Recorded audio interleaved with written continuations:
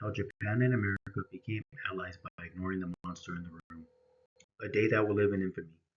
On December 7th, 1941, Japan launched a surprise attack on the naval base Pearl Harbor. 2,403 reported casualties, 1,100 of those sinking with their ships still alive. The following day, President Roosevelt declared war on Japan, entering the U.S. into World War II. This attack led to the demonization of the Japanese people not only in Japan, but stateside as well.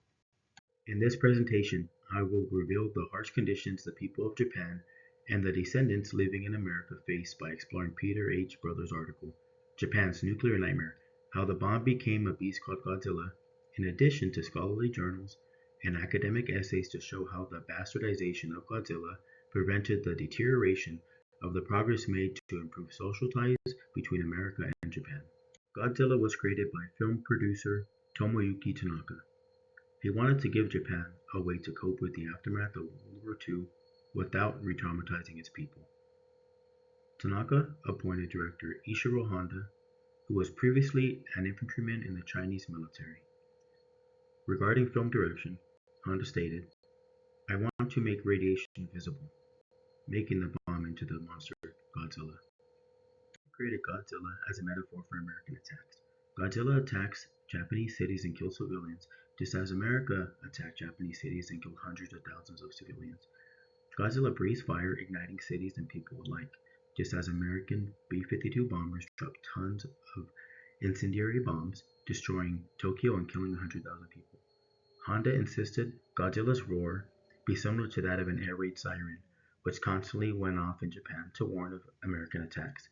No one comes to Japan's aid to fight Godzilla, just as Japan was left to fight America alone after Germany and Italy surrendered. Godzilla reduced the cities to rubble, just like conventional and atomic bombs completely destroyed entire cities. On February 19, 1942, Executive Order 9066 was signed by President Roosevelt, relocating 120,000 Japanese Americans to internment camps. They were only allowed to bring belongings that they could carry, leaving everything else behind, including businesses, jobs, and education.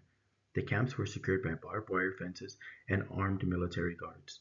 All restrooms, eating areas, and living quarters were communal, meaning there was no privacy. The largest attacks on Japan in World War II were the firebombing of Tokyo in 1945, which killed 100,000 people. On August 6th, an atomic bomb was dropped on Hiroshima, killing 200,000 people. 3 days later, on August 9th, another bomb was dropped on Nagasaki, killing 74,000 people. Total Japanese casualties after the attacks of Pearl Harbor are estimated from 2,600,000 to 3,100,000, with a conservative estimate of 500,000 of those deaths being non-combatants. On September 2nd, 1945, Japan surrendered. On January 2nd, 1945, Japanese Americans were allowed to leave internment camps. From 1945 to 1947, America reduced the emperor's power to a figurehead, shifting power to a parliament, and promoted greater rights for women. From 1947 to 1948, America helped introduce tax reforms and other measures to combat inflation in order to boost Japan's failing economy. In 1950, Japan was located inside America's defense perimeter, reassuring that Japan was safe regardless of their military state. Japan and America found a common enemy in communism, and Japan allowed America to maintain bases on Japanese soil. On September 8, 1951, Japan and America signed a peace treaty in San Francisco. The alteration of Godzilla and America's movie adaptation was inherently good. Hollywood removed the close-up shots of the Japanese commuters in peril in order to disconnect the Western audience from the trauma Japan felt after the war. Hollywood also changed American A-bombs to Russian H-bombs and removed the anti-nuclear testing monologue at the end of the movie. As a result, the entire moral of the story was lost, causing the movie to fail in the box office. If the movie became a hit, Megan Medler states, the monster might have complicated US-Japanese relations significantly and inflicted as much damage to Japan's reputation as a serene and reserved Asian ally. The atomic bombings justified.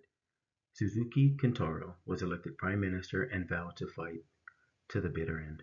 President Truman believed the atomic bomb was a military weapon and never had any doubt that it should have been used. Dropping the atomic bombs gave Japan the desire for peace.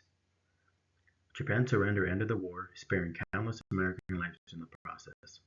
The events that brought America into World War II were tragic. The mass imprisonment of Japanese Americans was a low point in American history. Whichever side you fall on, with atomic bombs being necessary evil or an atrocity, there is no doubt that Japanese and American social ties have improved since then. While the war was over, the original movie Godzilla could have sparked the fight between the two societies due to its anti-American undertones. This progress could have been halted because both sides were still not entirely trusting of the other due to the war having just ended. As of 2024, there have been 38 Godzilla movies. Godzilla Minus One has the same message as the original 1954 release, but this time it was received with critical acclaim, which proves that all that was needed was time to rebuild ties between the two nations and their people. To my sources.